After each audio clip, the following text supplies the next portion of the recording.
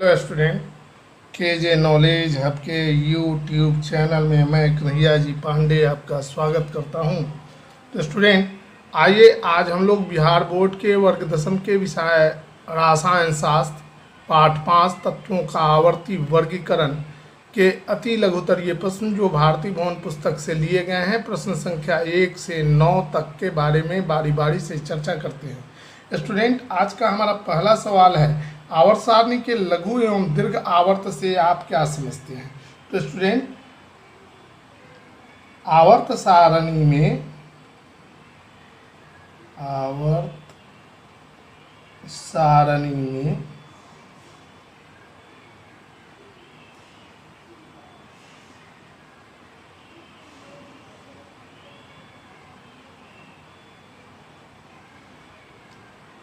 दूसरे और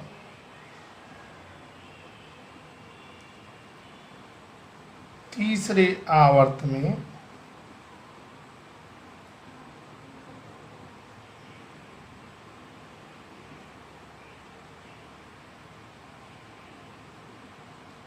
आठ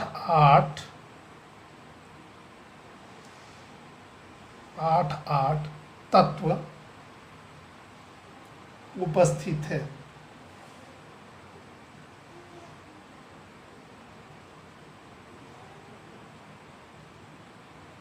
इन दोनों आवर्तों को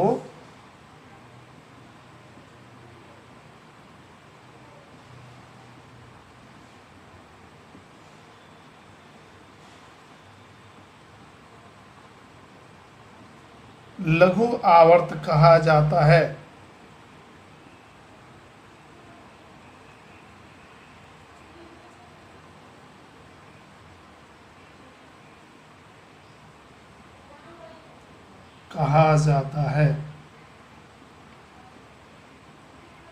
जबकि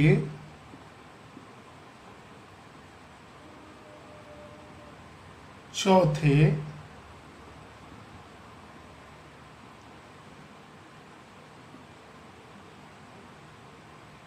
एवं पांचवें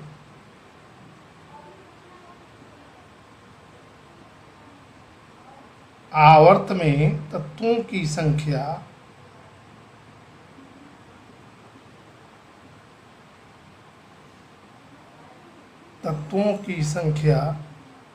18 है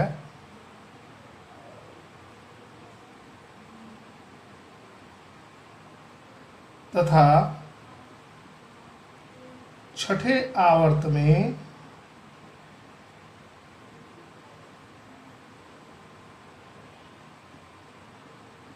तत्वों की संख्या 32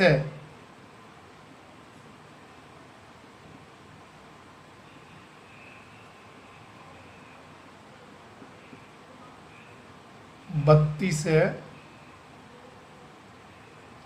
इसलिए चौथे, पांचवें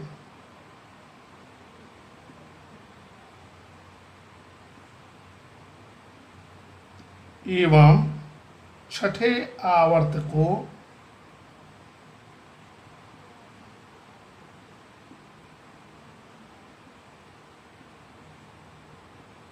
दीर्घ आवर्त कहा जाता है।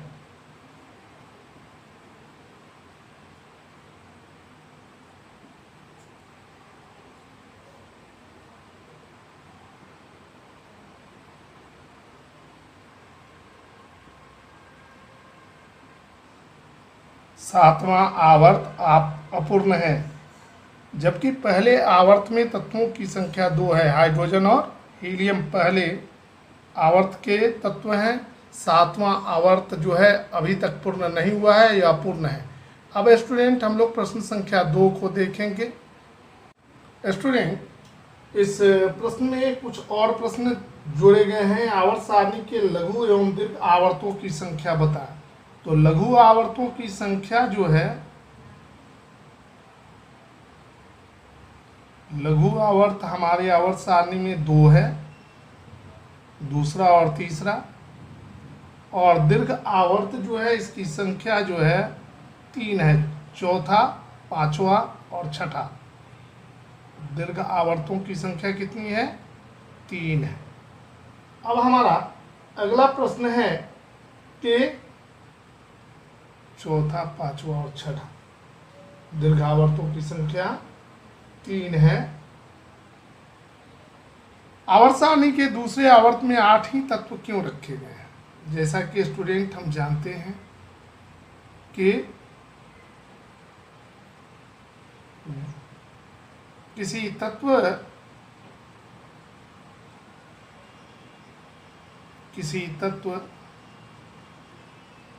में उपस्थित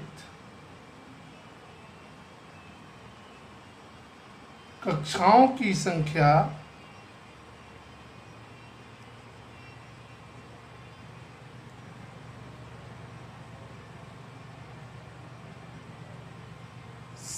से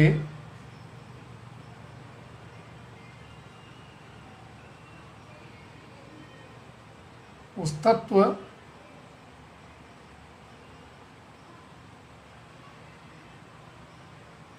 की आवर्त संख्या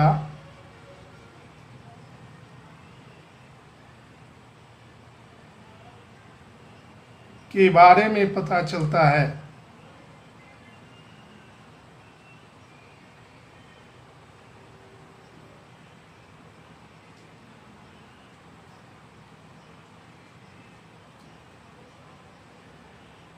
चूंकि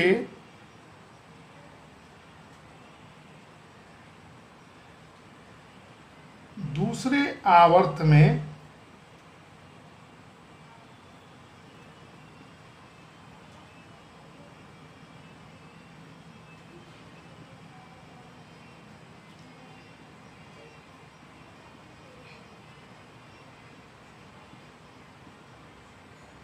दो कक्षाएं उपस्थित होती हैं,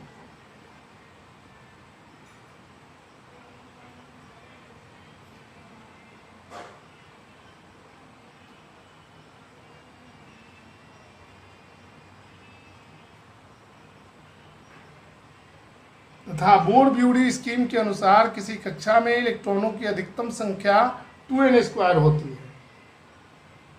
हम जानते हैं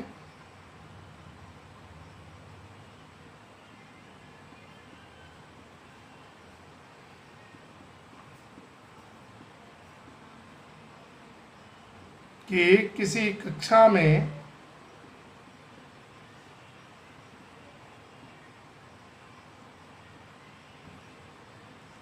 इलेक्ट्रॉनों की अधिकतम संख्या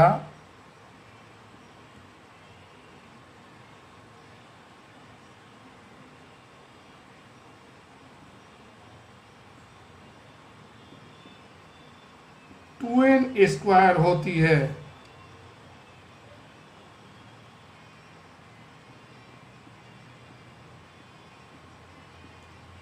अतः दूसरे कक्षा में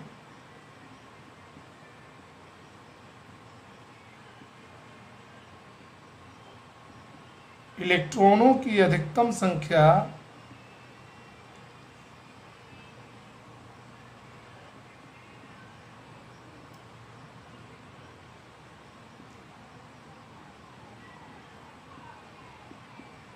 टू इंटू 2 का स्क्वायर होगी। इन जो है कक्षा संख्या को बराबर 2 गुने 2 दूनी 4, 8 होगी। अतः चाहे यही कारण है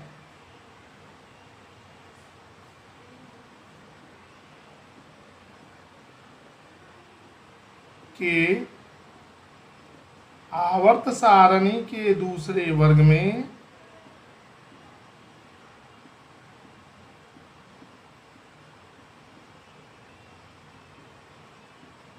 दूसरे आवर्त में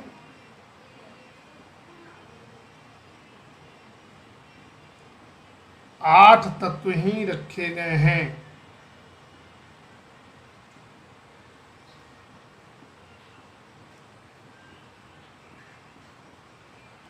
स्टूडेंट हम लोग प्रश्न संख्या 3 को देखेंगे। प्रश्न संख्या 3 है, मेंडलीव की आवर्त सारणी की मुख्य विशेषताओं का उल्लेख करें। मेंडलीव की आवर्त सारणी की मुख्य विशेषताएं निम्नलिखित थी। मेंडलीव की आवर्त सारणी बनने के बाद जो है तत्वों और उनके गुणों में अध्ययन करना आसान हो गया, यानी नियमित अध्ययन की सुविधा का विकास।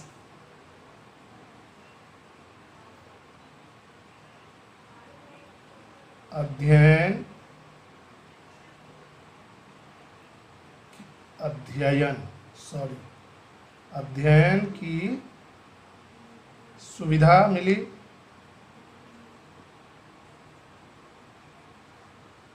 नए तत्वों के बारे में मेंडलीव महोदय ने पूर्वानुमान लगाया था। नए तत्वों के बारे में पूर्वानुमान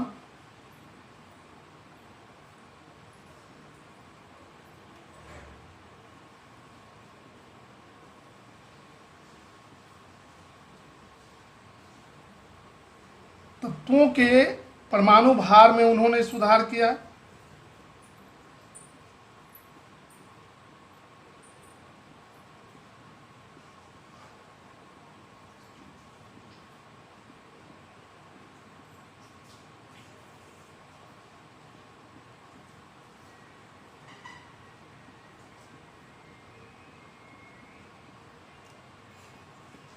मेंडलीव महोदय ने तत्वों की संयोजकता के बारे में उन्होंने जानकारी दी।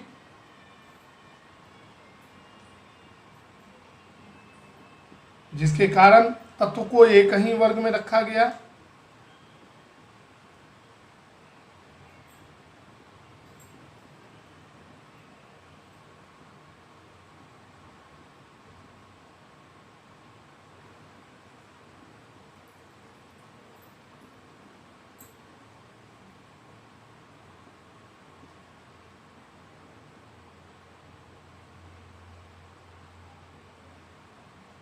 और मेंडलीव की आवर्त सारणी के बाद जो है अनुसंधान कार्य में सहायता मिली। अनुसंधान कार्यों में सहायता, इसके उपरांत जो है नए नए तत्वों की खोज हुई। इसके बाद जो है परमाणु भार के स्थान पर परमाणु संख्या को जो है आधार बनाया गया तत्वों के वर्गीकरण का। अनुसंधान कार्य में सहायता, ये मेंडलीव की आवर्त सारणी की मुख्य विशेषताएं थी।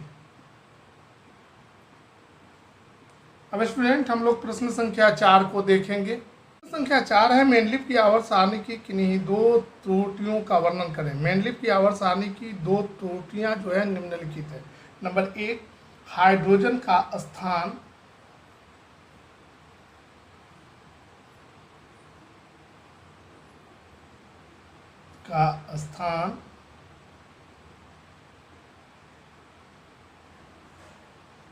मेंडलीव की आवर्त सारणी में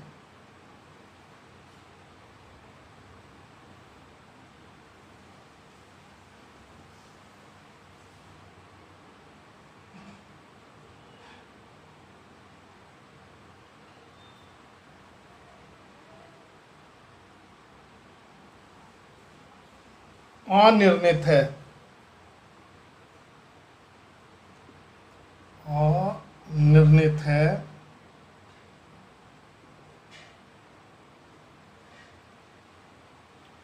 इसे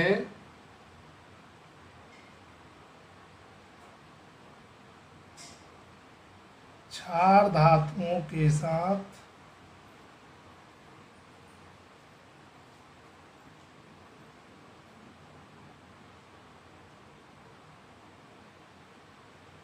फर्स्ट ए वर्ग में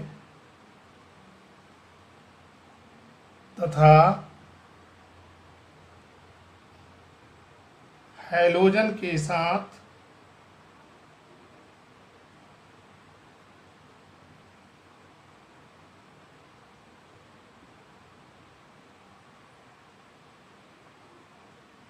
वर्ग 7a में रखा गया है।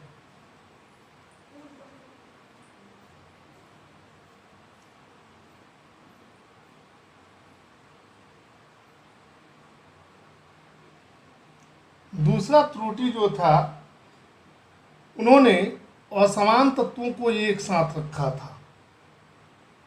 बहुत से तत्वों के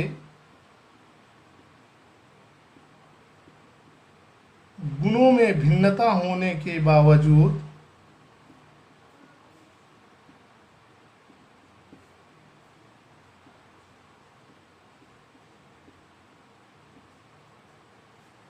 होने के बावजूद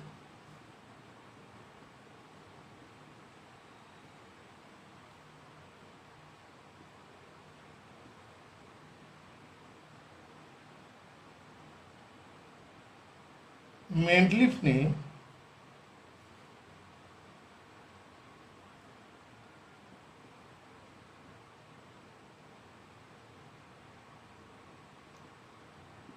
उन्हें एक ही वर्ग में रखा। ये दूसरी गलती थी।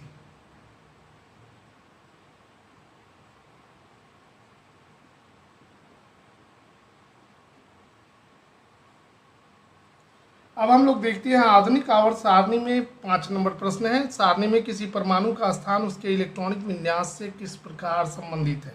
तो स्टूडेंट, जैसा कि आप जानते हैं कि इलेक्ट्रॉनिक विन्यास यानी किसी तत्व के बाह्यतम कक्षा में जो इलेक्ट्रॉन उपस्थित होते हैं उससे इलेक्ट्रॉनिक विन्यास, उस इलेक्ट्रॉन की संख्या से उसकी वर्ग संख्या के बारे में, उस तत्व की वर्ग संख्या के बारे में पता चलता है। तो जब हम किसी वर्ग में ऊपर से नीचे की ओर आते हैं तो जितने भी तत्व हैं उनके बाह्यतम इलेक्ट्रॉनिक विन्यास समान होते हैं, जिसके कारण आधुनिक आवर्त सारणी में किसी परमाणु का स्थान उसके इलेक्ट्रॉनिक विन्यास से संबंधित है। हम किसी वर्ग में ऊपर से नीचे की ओर जाते हैं तो हम जानते हैं कि सभी तत्वों के बाह्यतम इलेक्ट्रॉनिक विन्यास समान होते हैं। उस वर्ग के, विशेष वर्ग के सभी तत्वों का इलेक्ट्रॉनिक विन्यास समान होता है। यही कारण है कि आधुनिक आवर्त सारणी में किसी परमाणु का इलेक्ट्रॉनिक विन्यास उससे संबंधित होता है। अब स्टूडेंट, हम लोग प्रश्न संख्या 6 को देखेंगे। हमारा प्रश्न संख्या 6 है।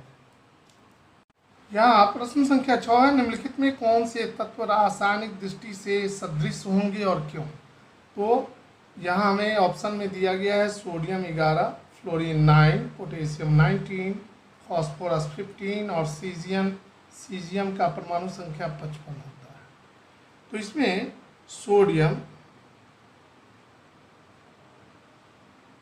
पोटेशियम और सीजियम, ये तीनों तत्व जो हैं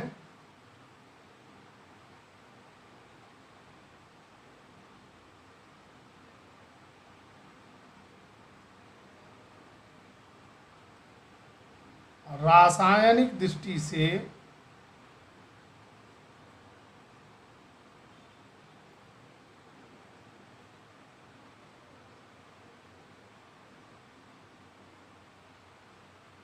समान हैं।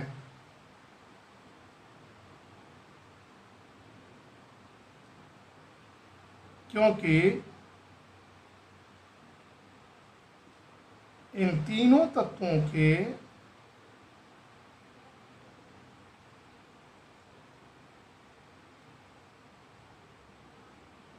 इन सभी के तीनों तत्वों के रासायनिक गुण समान होते हैं, क्योंकि इन तीनों तत्वों के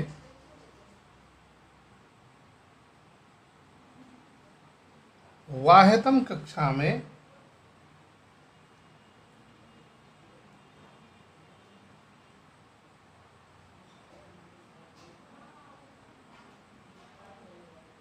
इलेक्ट्रॉनों की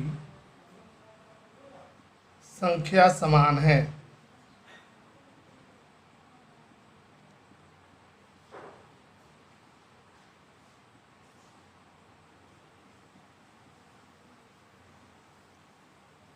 समान है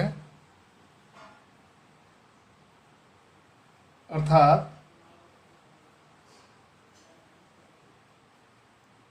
इन तीनों तत्वों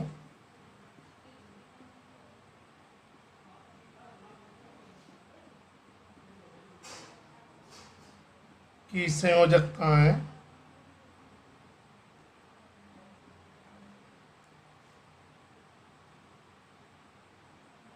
एक है तथा ये तीनों तत्व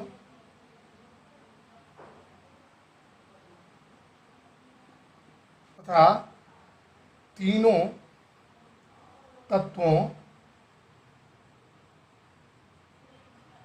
तथा ये तीनों तत्व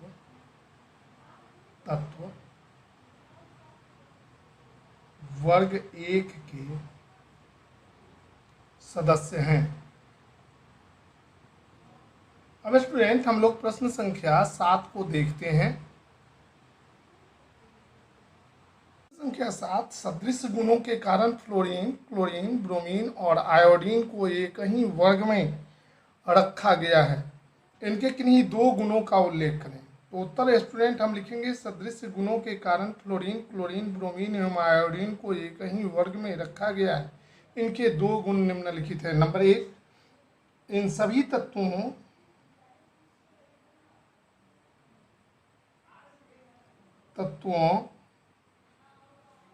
के वाह्यतम कक्षा में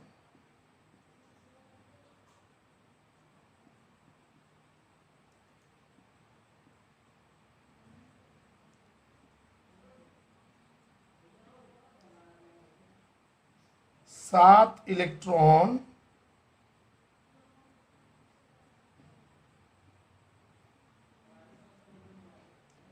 होते हैं, अर्थात इन सभी तत्वों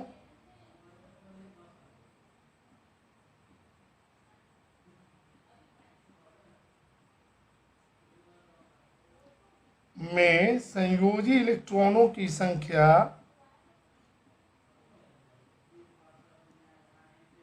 इलेक्ट्रॉनों की संख्या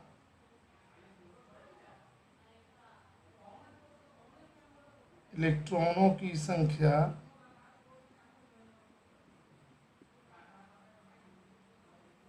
7 होती है। नंबर 2, इन सभी तत्वों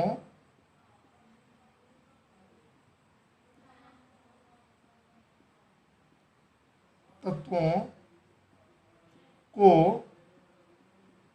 अपने नजदीकी अक्रिय गैस जैसी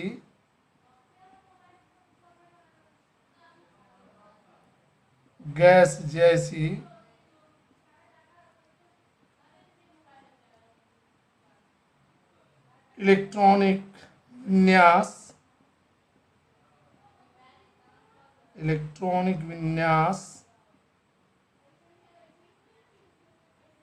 प्राप्त करने के लिए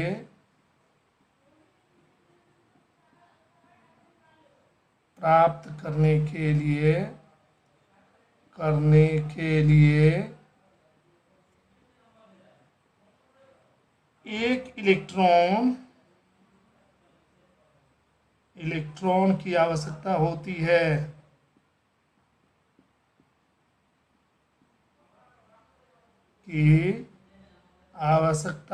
है। अर्थात इन सभी तत्वों की संयोजकता एक होती है।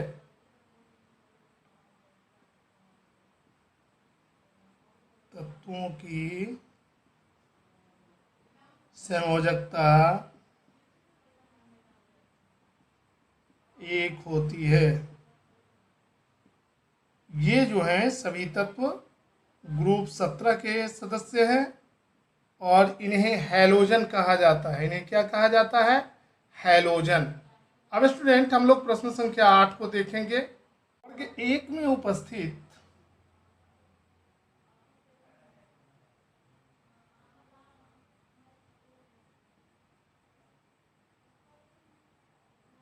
तत्वों को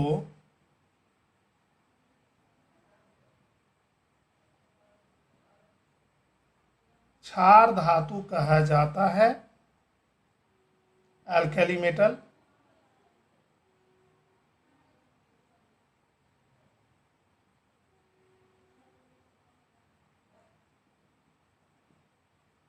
क्षार धातुओं के नाम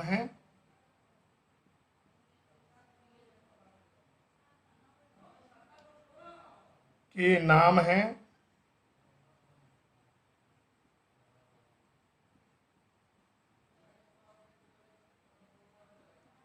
lithium, sodium, potassium, rubidium, caesium और फ्रांसियम। 19-18-37 सीजियम और फ्रांसियम। 55-32-87। अब इसमें सवाल दिया गया है, इन्हें आवर्त सारणी के एक ही वर्ग में रखा गया है, क्यों? क्योंकि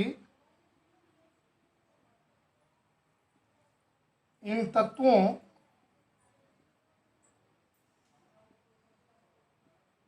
के वाह्यतम कक्षा में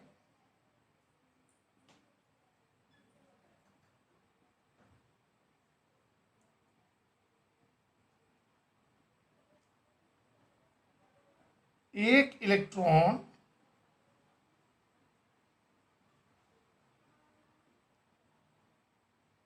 होता है, अर्थात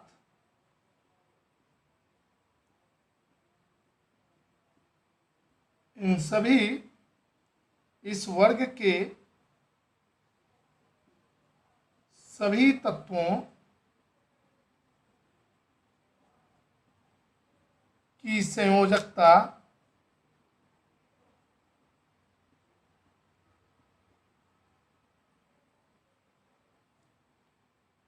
एक होती है,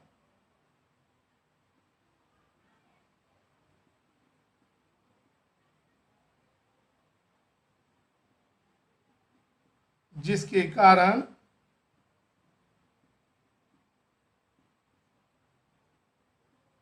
इनके रासायनिक गुण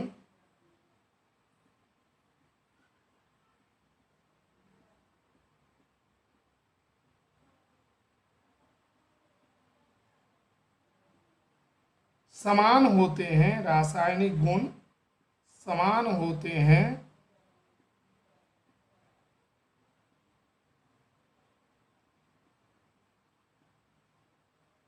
इसलिए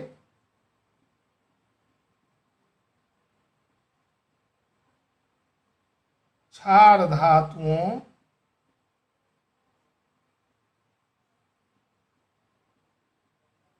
को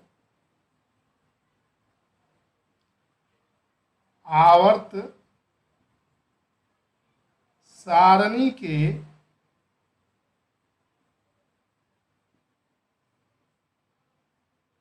एक ही वर्ग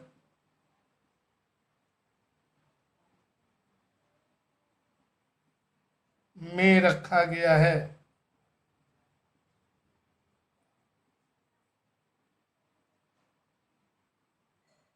अब स्टूडेंट, हम लोग इस पाठ के अंतिम लघुत्तरीय प्रश्न को देखेंगे। हमारा अंतिम लघुत्तरीय प्रश्न संख्या 9 है। आज का अंतिम सवाल है, दूसरे आवर्त में सोडियम यानी Na से क्लोरीन यानी Cl की ओर बढ़ने पर, यानी तीसरे आवर्त में बढ़ने पर परमाणु त्रिज्या क्यों घटती है? तो स्टूडेंट, जैसा कि हम जानते हैं, जब हम किसी आवर्त में बाएं से दाएं ओर जाते हैं तो तत्वों का परमाणु त्रिज्या घटता है, क्योंकि परमाणु में जो है आवर्त की कक्षाओं की संख्या नहीं बढ़ती है, सिर्फ इलेक्ट्रॉनों और प्रोटॉनों की संख्या बढ़ती है, जिसके कारण नाभिक में उपस्थित प्रोटॉन यानी धनावेश का जो फोर्सेज ऑफ एट्रैक्शन है वह बढ़ जाता है। इसके कारण परमाणु का आकार छोटा हो जाता है। स्टूडेंट, हमने इसका उत्तर दिया है क्योंकि दूसरे आवर्त में सोडियम से क्लोरीन की ओर बढ़ने पर परमाणु में इलेक्ट्रॉनों और प्रोटॉनों की संख्या बढ़ती जाती है, परंतु कक्षाओं की संख्या नहीं बढ़ती है। जैसे जैसे नाभिक में प्रोटॉन की संख्या बढ़ती जाती है, वैसे वैसे नाभिक का वाह्यतम कक्षा में उपस्थित इलेक्ट्रॉनों पर फोर्सेज ऑफ एट्रैक्शन यानी आकर्षण बल बढ़ता जाता है, नाभिकीय आवेश बढ़ने के कारण। इसी के कारण जब हम किसी आवर्त में बाएं से दाएं ओर जाते हैं तो परमाणु का त्रिज्या घटता है। यहाँ सोडियम है, ये तीसरे आवर्त का तत्व है। उसके बाद मैग्नीशियम है, एल्युमिनियम है, सिलिकॉन है, फास्फोरस है, सल्फर है, क्लोरीन है, आर्गन है। इन सभी में 3 ऑर्बिट यानी 3 कक्षा उपस्थित है। लेकिन इसके तीसरे ऑर्बिट में तीसरी कक्षा में 1 इलेक्ट्रॉन, इसमें 2 इलेक्ट्रॉन, इसमें 3 इलेक्ट्रॉन, इसके 4 इलेक्ट्रॉन, 5 इलेक्ट्रॉन, 6 इलेक्ट्रॉन, 7 इलेक्ट्रॉन और 8 इलेक्ट्रॉन होते हैं। तो जैसे जैसे नंबर ऑफ इलेक्ट्रॉन बाहरी कक्षा में बढ़ रहा है लेकिन ऑर्बिट कक्षा नहीं बढ़ रही है, और नाभिक में उसी प्रकार प्रोटॉनों की संख्या भी बढ़ती जा रही है, तो नाभिक का जो फोर्सेज ऑफ एट्रैक्शन है बाहरी कक्षा पर वह बढ़ रहा है, जिसके कारण परमाणु का जो वाह्यतम कक्षा है, वाह्यतम सेल जो है वह थोड़ा खिंच जाता है। यही कारण है कि परमाणु का आकार जो है, त्रिज्या जो है घटता जाता है। तो स्टूडेंट, आज हम अपने वीडियो को यहीं विराम देते हैं। हमारे आज के वीडियो में हमने आपको वर्ग दशम बिहार बोर्ड के पाठ 5 तत्वों के आवर्ती वर्गीकरण के लघुतरीय प्रश्न जो भारती भवन से लिए गए हैं के बारे में जानकारी दी। आपको अगर हमारा वीडियो अच्छा लगे तो आप इसे लाइक करें, शेयर करें, सब्सक्राइब करें तथा हमारे YouTube channel KJ knowledge hub को सब्सक्राइब करें। तब तक के लिए मैं कन्हैया जी पांडे आपसे विदा लेता हूँ। धन्यवाद।